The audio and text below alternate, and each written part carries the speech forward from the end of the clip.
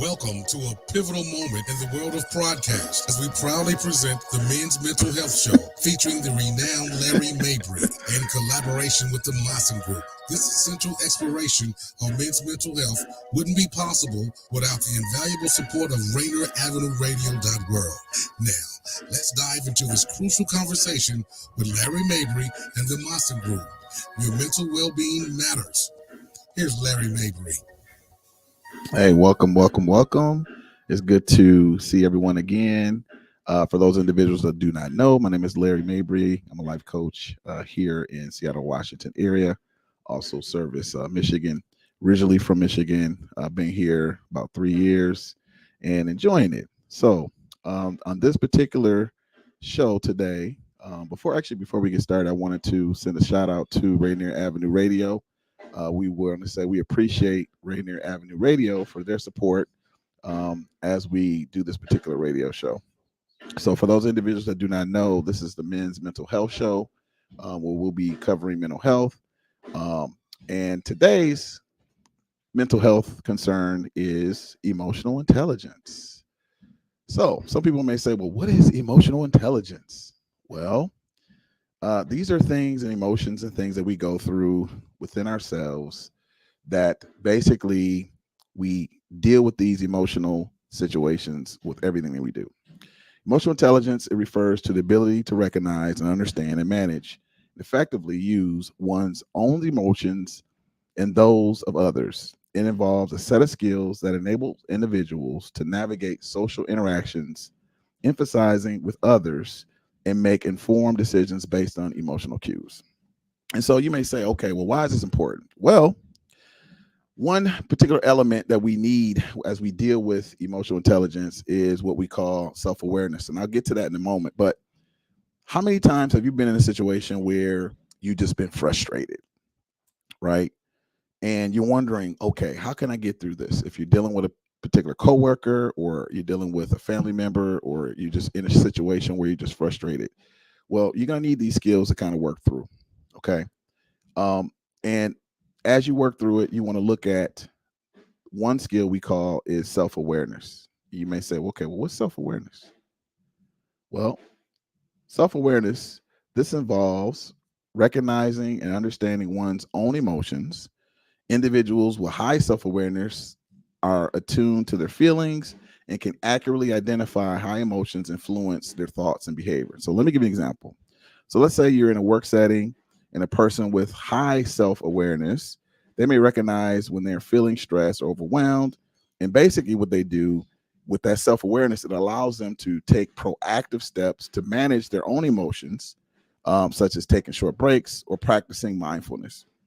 So how many people out here, when you're in a stressful situation, you realize, oh, you know what? I need to take a break. Well, let me give you guys some strategies to kind of help you with your self-awareness. So if you're in a situation where you're frustrated, sometimes you might need to say, you know what? I just need to take a break.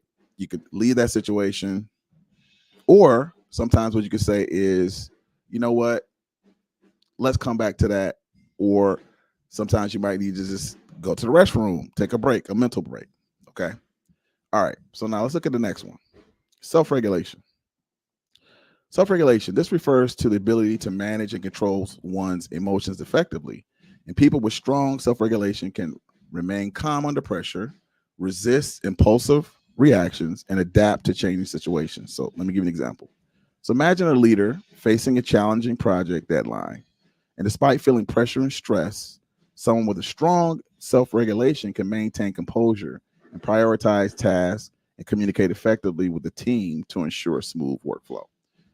And so if you ever seen leaders who are able to manage themselves, they have really good self-regulation. And you may say, well, how can I develop this? And for those individuals that are listening, feel free to reach out on the chat and just say hello. Okay, I see a few people there. Hello. Good to see you guys.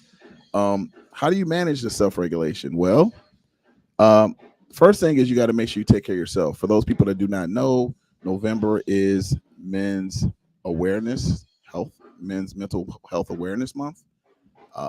And so we want to focus on some different skills to help men be a little bit more aware of their emotional intelligence. And let me back off for a second and just kind of go a little deeper here. So for me personally, in my household, emotions in general were kind of frowned upon, right? So as a man, it was like, okay, how do you express yourself? You have these emotions in our society. I'm an African American man. It's like, okay, in our society, how do you express it? Because society wise, it wasn't really respected. It was like, oh, you're weak and that type of thing. However, you think about it, if we have the emotions, that means it's important, right? So how do we service those emotions? How do we take care of those things, right? First thing I would say is make sure you honor yourself. Okay, how do you do that? Well, you can get a journal. For those individuals who don't have a journal, we have cell phones now. You can use cell phones. There are apps that you can use to journal to make sure you express yourself.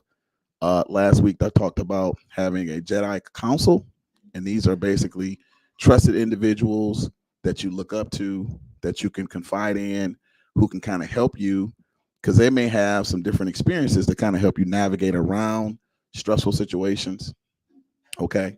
Um, and a lot of times we may be in stressful situations so much we think that's normal. However, it's important to make sure that we balance that, right? So, what are you doing to take care of yourself? Some people work out. Some people hit the gym. Some people actually go for walks. Some people like to play games, right? These are ways that you can kind of self regulate. So, make sure every day you're doing certain things to kind of self regulate. Okay. All right. Let's go to the next one. Motivation. This involves being driven to achieve goals, persisting in the face of setbacks, and maintaining a positive outlook. Emotionally intelligent individuals are often intrinsically motivated and can inspire and motivate others. How many times have you noticed certain people that when you're around their energy, it just motivates you? Where do you think that comes from? That comes from their intrinsic motivation that they have. Okay, I'll give you an example.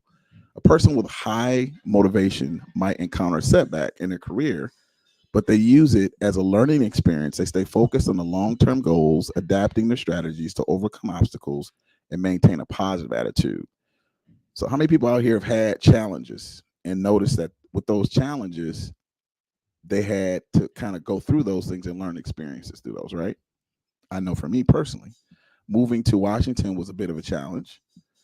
However, I did develop a lot of intrinsic motivation, as well as getting a little bit stronger within myself.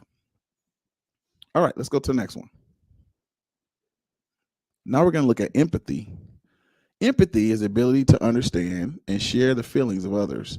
It involves being attuned to the emotions of those around you and responding in a supportive and compassionate manner. Let me give you an example. So, in a team setting, a leader with high empathy can sense when team members are struggling or feeling demotivated. Like a coach, they might offer support, listen actively, and find solutions that consider the well being of the entire team. Okay, so I want to take a little bit of break before we go a little deeper with this. Last week, I talked a little bit about maybe if you guys can kind of chime in and share, what do you guys think about having with this particular show? If we have an actual call in where people can kind of call in and kind of communicate some things that's what they're feeling on their mind. We could talk about topics. I'm curious to see about that. I wanted to call it the Mabry moment. I did hear some other pretty good suggestions.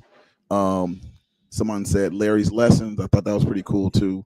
So if you guys are interested, you might want to chime in and kind of write in the chat.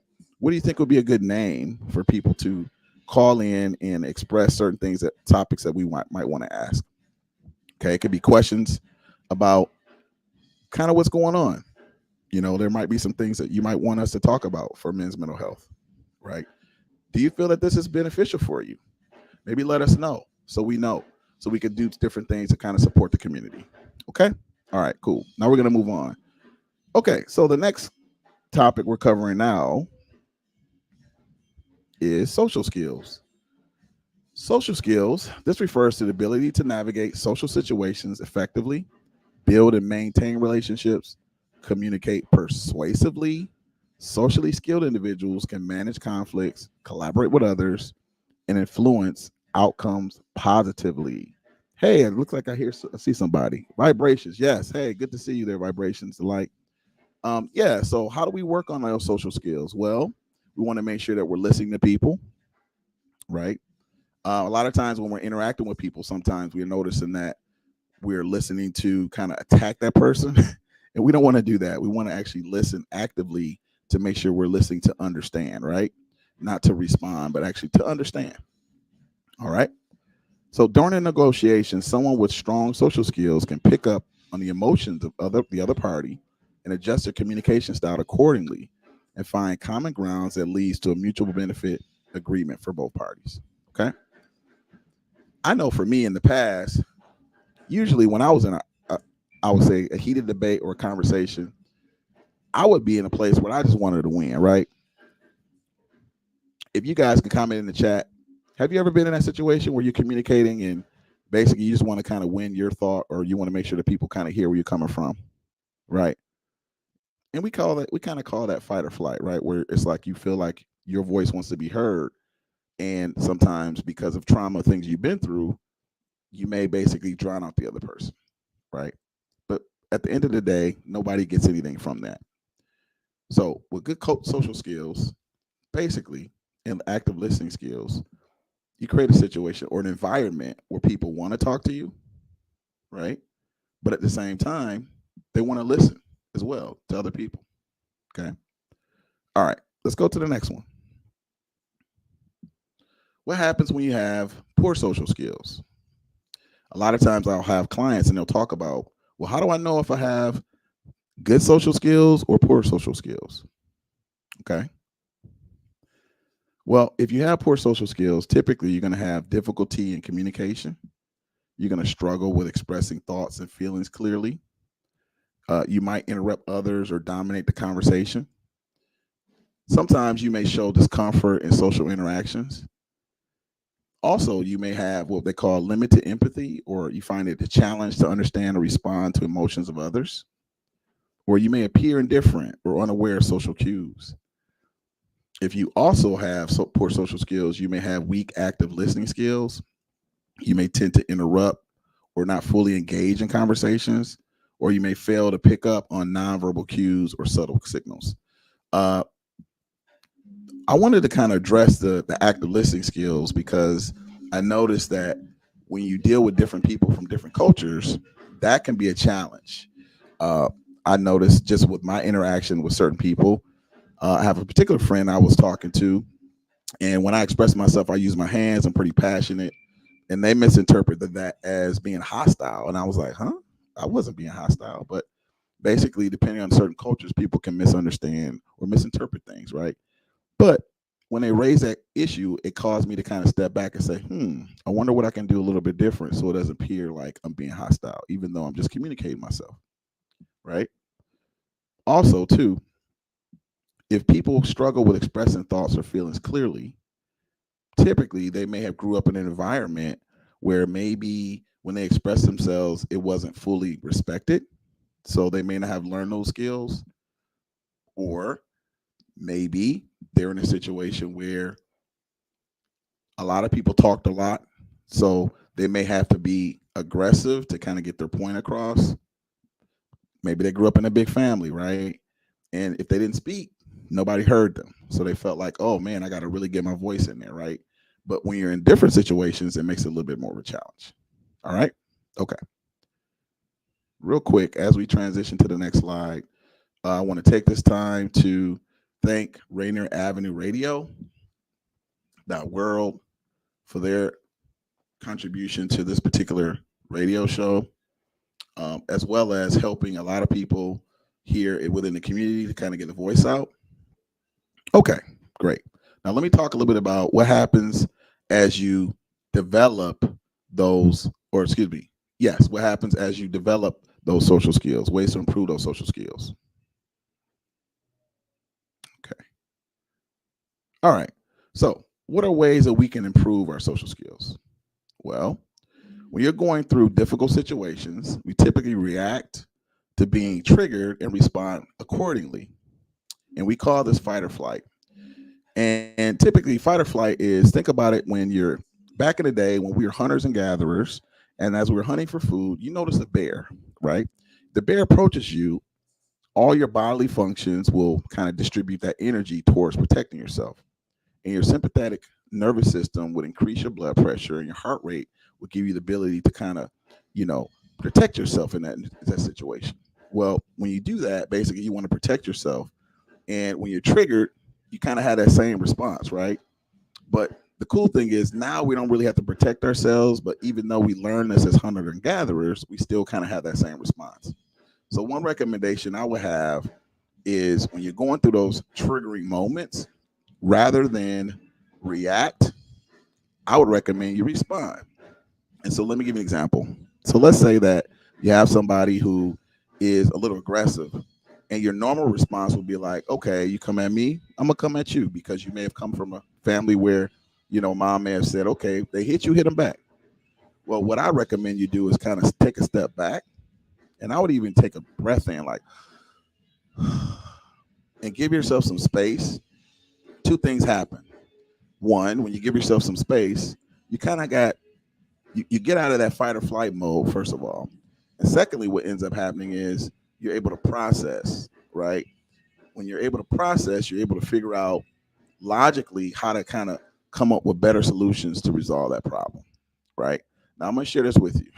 It's not something that you could do like that. Like it's something that you can practice, but it's just like learning how to walk, right? You don't just get up and just boom, all of a sudden you're doing the 1-2 step. Like you got to fall a couple times, you got to practice it. But I guarantee if you stay diligent with it, you'll notice that it actually ends up working in your favor, right? But it's something you got to practice. And it's something you're interested in, you can feel free to reach out to me at the Maassen Group, and myself or other particular life coaches can work with you on that particularly, as well as any other type of support you need. Okay? All right, here we go. Moving on.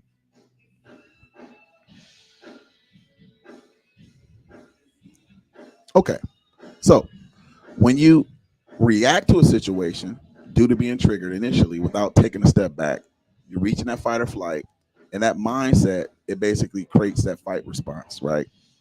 And because we've been doing it for so long, it's like in our DNA, it's like ingrained, right? Um, Perfect example. So, like, let's say somebody comes in your face and they like flex, right? What's your first response? You think about it. You kind of react, right? To protect yourself, just like a natural response, right? Well, the cool thing is we can retrain our brain to do something different with that response. Okay. And what we want to do is we want to respond. Okay, let me go to my respond here. Okay. So when you talk, like I said before, when you stop, take a pause, when you're triggered in a situation, basically you want to give yourself some space to kind of process what's going on. Right. And like I said, in the beginning, it's going to be a challenge. Why? Because let's say you're 27 years old, and for, since you were 14 or 15, you've had that fight or flight response. So it's going to take you a little bit of time. But as you practice it, you can basically rewire your brain to basically respond as opposed to react. Okay. All right. Let's move on. All right. So now I want to give a response example. So when you're in a trigger situation and you're taking a step back, rather than blowing up on the individual, responding in a fight or flight mode, allow the situation to unfold and take a backseat temporarily emotionally. Oh, that's something else I wanted to mention too. When you take a step back, a lot of times your emotions kind of respond really quickly. When you take a step back, you kind of allow the emotions to kind of go through, which is normal, right? But sometimes when we add fuel to it, we just kind of let it fester, but we want to kind of take a seat back.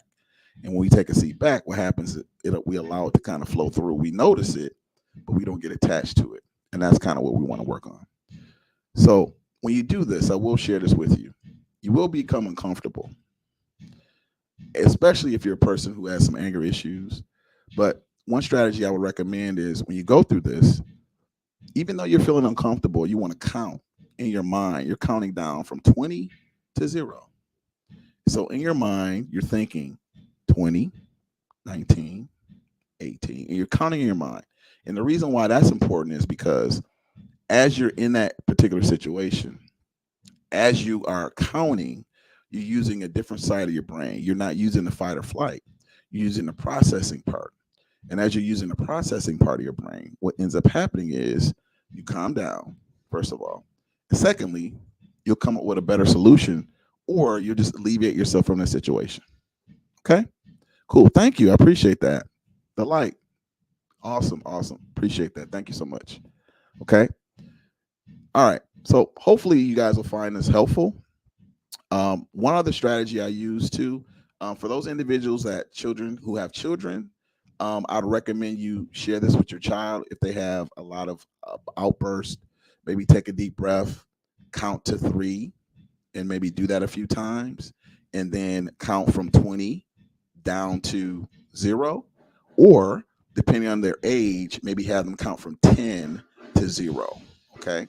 And the reason why you don't want them to go from 0 to 10, because depending on the child's age, because they're anxious or that they're in that fight or flight mode, we want to kind of alleviate that. They're typically going to count faster, right? So if you say, okay, count from 0 to 10, they're going to go 1, 2, 3, 4. You don't want that. But the fact that they go from 10 to 0 or 10 to 1, they have to process that. So that's going to get them to slow down a little bit, which is what you want, right? To calm down. And then they're going to be able to kind of relax and that type of thing, right? And I'm sharing this for children because a lot of these particular reactions we got as kids. And even though we're grown men, unfortunately, we may still carry these particular fight or flight modes out. So, okay. Okay, great. So, real quick, I want to take a little detour. So, again, those individuals, last week we talked about what types of maybe information we want to call the show, maybe moments for those individuals that may want to reach out and voice out some questions for the show or Larry's lessons or whatever ideas you have. So feel free to reach out to the chat and express your ideas, and we can go from there. Okay. And also, too, once again, I want to put out a shout out to Rainier Avenue Radio.com for their love and support of this particular broadcast for men's mental health. And if you've noticed that this was very helpful to you, make sure you shoot this out to a friend of yours, someone you care about, or maybe to, coworker, right? This could be very, very beneficial for you. And for those individuals that came a little late, this is, like I said, this is November, which is Men's Mental Health Awareness Month. So make sure you reach out to a father or a son or a fatherly figure and show your appreciation for all his hard work and say, hey, I'm just thinking about you. So maybe you could shoot them this broadcast or just say, hey, I was thinking about you, give them a hug and show that you appreciate them. Okay. All right. Okay. Real quick. One more thing I want to share too. Okay. So I had one of my clients ask me a question earlier today about, okay, so if you're in a situation where someone is coming at you and you're triggered, and this particular individual had concerns because they've been in and out of prison. And I said, well, we know that if you respond with reacting, it'll basically put you in a situation where you get more time. And they agreed. And I said, so basically, the things that you've been doing in the past have gotten these particular results. So what I recommended was try some of these particular strategies, right? Or let's say that you're in fight or flight and you can't do it. The first thing I recommend, the one simple strategy, one takeaway I would say is take a deep breath, right? And hold it and count to 3 and do that 3 times. And what that does is that resets you. So when you're in a fight or flight brain, and you take a deep breath and you hold it, it automatically relaxes you. And I recommend you do that 3 times. And that what that does, that resets your brain and that puts you in a better state to just alleviate or get away from that situation. And you might need to practice that first. Okay. All right. All right. Okay. So, real quick, as we get ready for our next show coming up pretty soon, we wanted to make sure we communicated that the next individual will be coming on. It's called Better Together and Living Powerfully. That will be starting in a few minutes. And I wanted to make sure I gave a shout out. So the next show in a few minutes will be Better Together and Living Powerfully. And okay, I see a couple comments here. Good information. Okay, cool. Vibrations, great. Okay, awesome. And once again, feel free to communicate on our chat here. If you guys look, we got a chat here on Facebook. Feel free to reach out and show some more love. If you guys feel that this is very beneficial, feel free to say, hey, this is cool. We appreciate it. If you guys want some other things that you're interested in, feel free to reach out. Next week, I wanted to look at what we call confronting. Actually, I was thinking about something called conflict resolution. Yes. So next week, we'll be looking at conflict resolution. How do we solve and resolve conflict in the workplace, in our marriage, in relationships? What's the best way to resolve those particular issues? Okay. All right, guys. Once again, I want to say thank you for showing some love here on Rainier Avenue here with Men's Mental Health. And the next show will be coming on shortly. It's called Better Together and Living Powerfully.